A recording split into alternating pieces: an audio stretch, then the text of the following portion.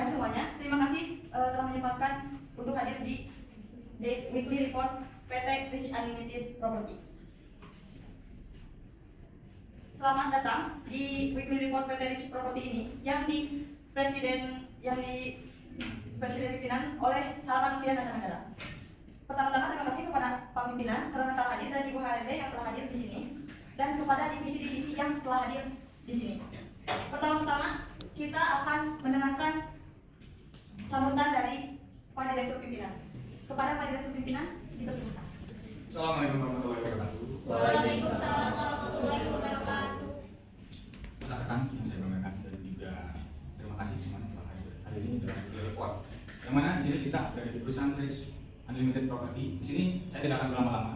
Sedikit sampaikan saja bahwa terima kasih atas kontribusi teman-teman semuanya dalam bekerja dan juga keaktifan kalian dalam mengikuti alur perusahaan yang memang sekarang sedang berkembang. Yang mana Rich Property ini sudah mulai menempati jajaran tertinggi properti di Indonesia. Oleh karena itu, maka kita harus bisa lebih unggul dan juga mampu menjadi daya saing sehingga kita dapat menjadi perusahaan yang memang berkontribusi, bermanfaat dan juga saling menguntungkan. Oleh karena itu juga saya ingin sedikit menitip pesan untuk teman-teman semua bahwa selain dari kita memang dalam bisnis properti ini harus juga tetap menjaga lingkungan dan juga keamanan dari lingkungan sekitar.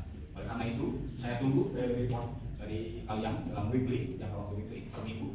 Dan mungkin itu cukup sekian saja dari saya selaku Presiden Direktur. Wassalamualaikum warahmatullahi wabarakatuh. Waalaikumsalam warahmatullahi wabarakatuh. Terima kasih kepada Pak Pimpinan terhormat atas sambutan-sambutan yang telah diberikan oleh.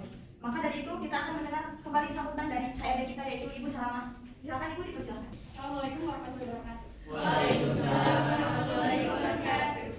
Sebelumnya terima kasih kepada Presiden Direktur yang sudah mengizinkan saya untuk mengadakan acara ini karena ini merupakan acara mingguan ya dari SDM di mana kita memberikan laporan mingguan dari setiap divisi yang dengan harapannya dengan acara ini diadakan kita akan semakin mempererat divisi kita di PT Rich Unlimited ini dan juga kita bisa semakin mengembangkan dan maju ke usaha kita. Mungkin sekian dari saya. Assalamualaikum warahmatullahi wabarakatuh. Terima kasih banyak kepada Ibu HRD yang telah memberikan sambutannya. Maka dari itu, weekly report kita akan segera dimulai. Dimulai dari weekly report dari setiap divisi, yaitu divisi SDM dengan pimpinan Bu Siti Supiar, divisi pemasaran dengan pimpinan Pak Dadan, dan divisi teknikal dengan pimpinan Pak Abdul Rasidi, lalu divisi operasional dengan pimpinan Muhammad Ihsan, dan divisi keuangan dengan pimpinan Bu Risma. Maka dari itu, silakan untuk menyampaikan weekly report dari setiap divisi. Saya persilakan. Sebelumnya saya berangkat juga ya, nama saya Siti Supiar dari divisi SDM. Alhamdulillah untuk kinerja para karyawan sangat-sangat baik. Cuman di sini saya bersama rekan saya ada yang bingung juga mengenai perubahan dalam SDM ini. Mungkin ada 3 hal yang bikin kita bingung untuk SDM ini. Yang pertama itu ada perubahan dalam pasar. Nah untuk aspek ini, perubahan dalam pasar ini kepada kan karyawan kita itu biasanya sistemnya kan kontrak gitu ya setiap tahunnya, apalagi kan setiap bulan setiap minggu juga pasti ada karyawan yang mengajukan kontraknya untuk diperpanjang ataupun diberhentikan. Nah untuk mengantisipasi supaya di SDM ini karyawan yang tetap ada, tidak ada yang kosong, apakah kita melakukan rekrutmen lagi atau kita memperpanjang kontrak kepada karyawan yang telah mengajukan kontrak tapi karyawan pengen berhenti seperti itu. Untuk yang kedua ada perubahan dalam teknologi. Nah untuk teknologi ini karena adanya sistem kontrak di perusahaan kita, kebanyakan karyawan tidak melanjutkan kontraknya. Mungkin ada beberapa juga yang melanjutkan kontraknya. Nah untuk dalam perubahan dalam teknologi ini, apakah kita mengadakan rekrutmen lagi dengan cara men-share rekrutmen kita di media sosial yang ada.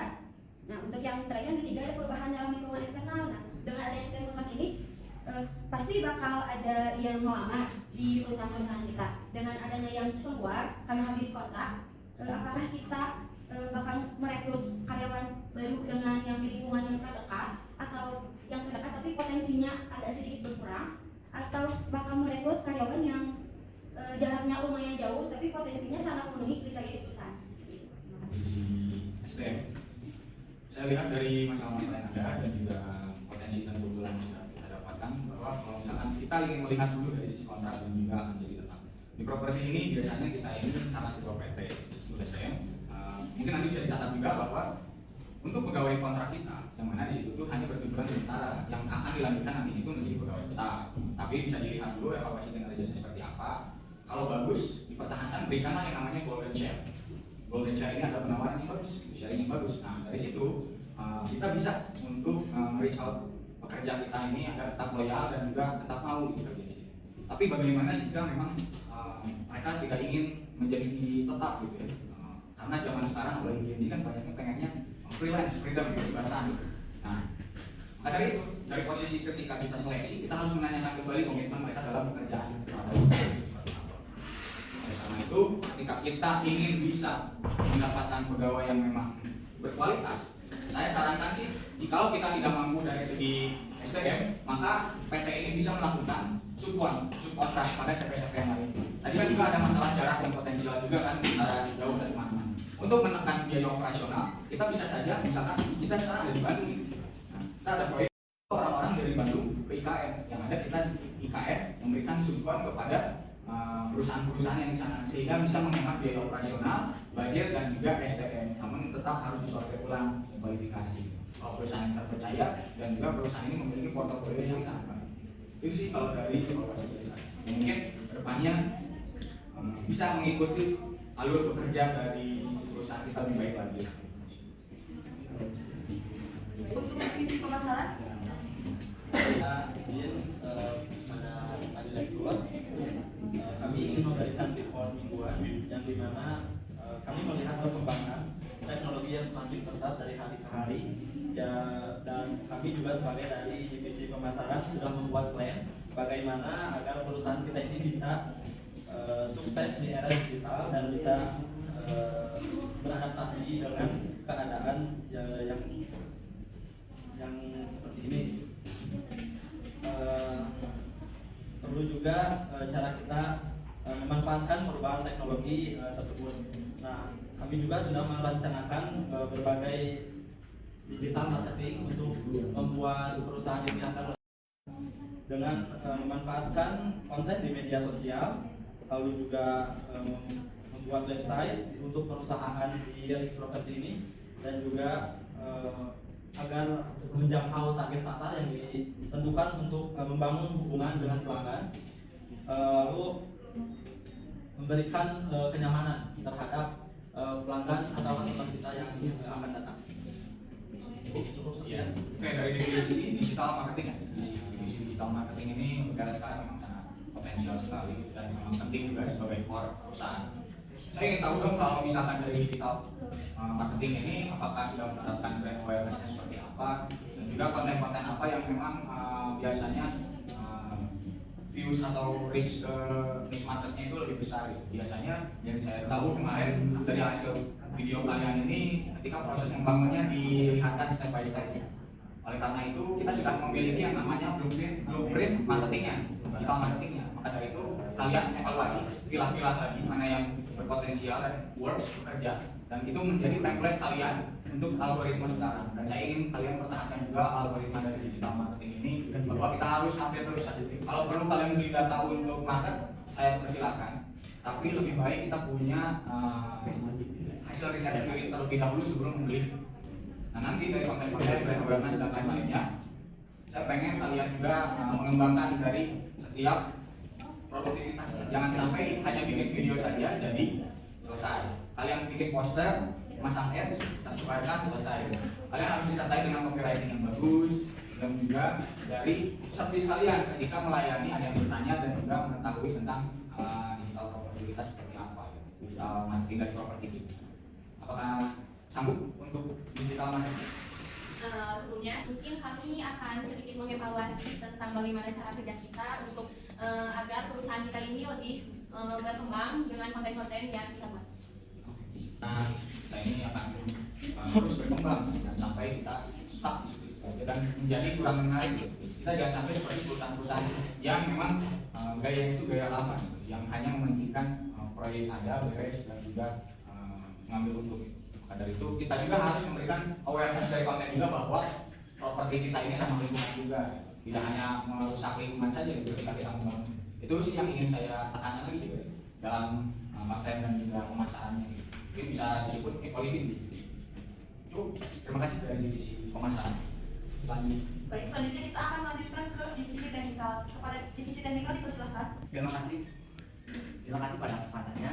Saya dan tim dari divisi teknikal akan memberikan laporan mingguan dari divisi kami.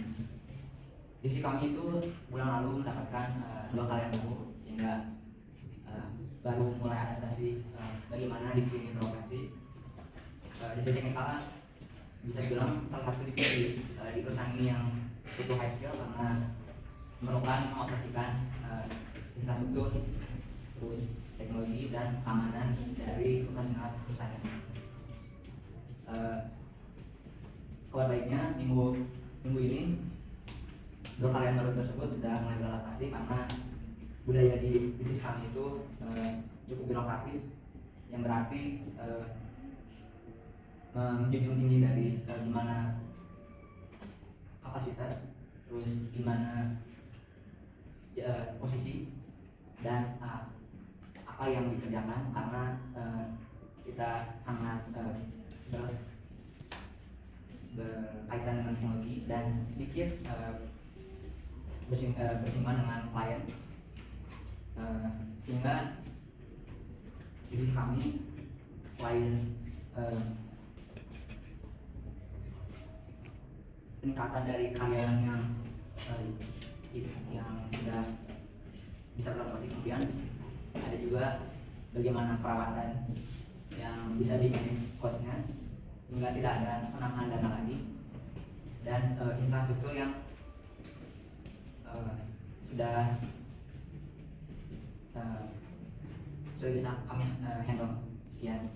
Dari divisi teknikal ini menggunakan karyawan dua orang ini kemudian sudah mulai beradaptasi juga. Mungkin menurut Andi depannya karena kalian memang divisi yang paling lama, yang paling lama dan para senior sih, itu dari budayanya sendiri harus bangun memang minimal mereka bisa mengikuti terlebih dahulu. Namun jika divisi ini memiliki kredit dari birokrasi yang ada, saya sarankan sih lebih ke arah yang mana mereka ini ketika diarahkan, saya punya saran simpelnya sih untuk karyawan baru ini. Jadi jika ada karyawan baru ini, kalau dia interaktif, inisiatif, kalian kasih tahu masalah dari problem pekerjaannya apa. Tapi kalau orang ini agak sulit nih karena dia harus disuruh terus, maka kasih tahu caranya dalam mengarahkan di bagian teknikal ini seperti apa. Jadi kalian cukup berikan masalahnya dan dia kreatif, tapi kalau tidak kreatif, berikan caranya. Nah dari teknik ini pun penting, yang mana kalian itu harus bisa menganalisis, mengukur dan juga menggambarkan visualisasi dari propertinya ini secara matang. Kalau ada miss dari 1 cm aja dari bangunan tembok ini pun itu akan berpengaruh dari biaya anggaran dan lain-lain. Oleh karena itu harapan saya sangat besar untuk divisi teknik, yang mana di sini akan menjadi core yang sangat kuat untuk perusahaan. Dan terima kasih, saya apresiasi sebanyak-banyaknya karena telah lama di perusahaan ini juga. Dari itu menurut saya sudah cukup dari divisi teknik. Kinerjanya lebih. Baik, selanjutnya akan dilanjut dengan divisi operasional. Kepada divisi operasional dipersilakan. Terima kasih sebelumnya saya pimpinan dari divisi operasional tim akan menyampaikan gagasan dan laporan untuk mingguan laporan. Pertama, untuk gagasan, divisi kami menerapkan strategi untuk perencanaan yang matang sebagai pengembangan proyek, membuat rencana yang terperinci dengan langkah-langkah, tanggung jawab dan tenggat waktu yang jelas. Mungkin untuk menambahkan dari divisi teknikal yang tadi ada tambahan 2 orang karyawan. Untuk di minggu depan harus mengukur dan mengevaluasi juga, menetapkan indikator kinerja dan melakukan evaluasi berkala terhadap kemajuan dan perubahan dari karyawan. Nanti masuk ke dalam laporan. Untuk laporan operasional, untuk kondisi properti, pemeliharaan rutin termasuk pemotongan rumput, perawatan taman dan perbaikan kecil masih dilakukan di setiap bulan. Tetap kebersihan properti seperti kebersihan lobi, tangga dan area umum masih juga tetap dilakukan di setiap bulannya. Dan untuk ketidaksesuaian atau masalah dari penghuni atau penyewa, masalah kebocoran air di rumah Nambang 5 dan tindak lanjut yang akan diambil oleh kami sebagai operasional kedepannya, pasti akan ada perbaikan. Mungkin sekian laporan mingguan yang dapat divisi kami laporkan. Dan ternyata kerjanya konsisten, dan paling konsisten dalam bekerja.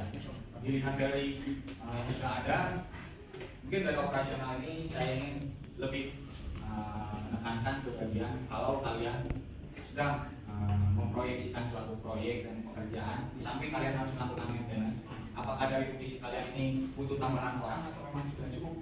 Karena saya lihat semakin berkembangnya perusahaan kita ini memang ada ahli dalam handle dari banyak job desk yang ada ini memang bisa meng-cover itu. Tapi kita lihat jangka panjangnya, apakah dari divisi operasional yang memang membutuhkan atau masih bisa dihandle. Cuma saya ingin melihat ke depannya ya, kita juga harus memperhatikan dari kesehatan dan juga daya yang bisa kita berikan. Apakah dari divisi operasionalnya butuh, nggak butuh, mungkin nanti bisa komunikasikan sama Ibu HRD kita, gimana?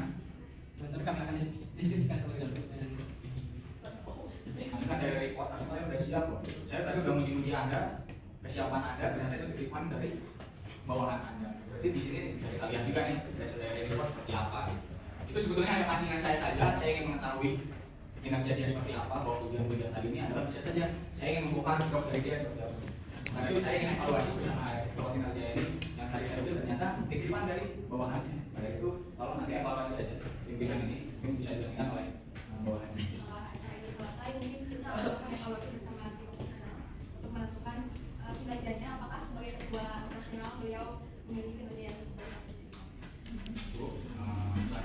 Selanjutnya kita akan lanjut ke divisi keuangan. Kepada divisi keuangan Kepala divisi keuangan ini melakukan update update keuangan yang mana pada saat ini kemarin kita belum melakukan update secara keseluruhan karena itu beberapa laporan dan beberapa bagian masih belum finish. Pada di bulan pertama tahun 2024 ini perusahaan properti kami mencatat total pendapatan sebesar 40 miliar dan pada pekan ini kami mengalami peningkatan sebesar 10% dibandingkan periode pada tahun yang sebelumnya. Lalu total beban operasional mencapai 30 miliar rupiah. Untuk pendapatan utama yang tadi berasal dari penjualan properti di kawasan Bandung dan juga dan beban terbesar berasal dari biaya konstruksi dan pemasaran. Lalu untuk laba bersih perusahaan tercatat sebesar 15 miliar rupiah, naik 8% dari tahun sebelumnya, dengan margin laba bersih berada di angka 30%. Lalu arus kas operasional tetap positif dengan total arus kas masuk sebesar 20 miliar rupiah dan arus kas keluar sebesar 10 miliar rupiah. Strategi kami ke depan mengikuti peningkatan upaya pemasaran digital, optimalisasi biaya operasional melalui penggunaan teknologi, bangunan cerdas serta peluncuran proyek di kawasan kita ini. Kami optimis bahwa dalam langkah ini perusahaan akan mencapai target keuangan yang telah ditetapkan pada tahun 2024. Sekian dari bagian keuangan. Saya lihat tadi grafiknya memang naik 10% dari omset yang kita punya dan laba bersih kita. Untuk keuangan mungkin tetap berhati-hati dalam mengalokasikan dana dan juga kita harus bisa memiliki cadangan kas yang memang bisa meng-cover seluruh karyawan kita. Kalau suatu saat ada kolaps yang memang kita tidak bisa melakukan pekerjaan. Kita melihat 2 tahun lalu pada saat COVID kita berhasil survive dengan memiliki kas dari perusahaan yang memang ada ketersediaan gaji untuk mereka sama COVID ini meskipun perusahaan tidak beroperasi gitu ya. Nah, mungkin nanti dari sisi kas ini jangan hanya disimpan saja di bank ataupun di deposito dan obligasi. Kita harus memiliki bagian manajemen investasi di bagian keuangan ini agar apa? Agar perusahaan kita juga mendapatkan income lain dari properti ini selain dari properti ini. Mungkin nanti bisa saya alokasikan ke teknologi sekarang, blockchain, mungkin bisa ke mata uang digital ataupun ke saham-saham lain, yang mana kita juga harus tepat sasaran dalam memberikan anggaran, jangan sampai ada penyelewengan dan juga jangan sampai ada pengeluaran yang tidak wajar. Mungkin itu kalau dari saya. Apakah sanggup atau tidak dari divisi keuangan untuk nantinya kita harus mengajarkan manajer investasi untuk saling berdampingan dengan keuangan. Kalau dari keuangan yang ada, mungkin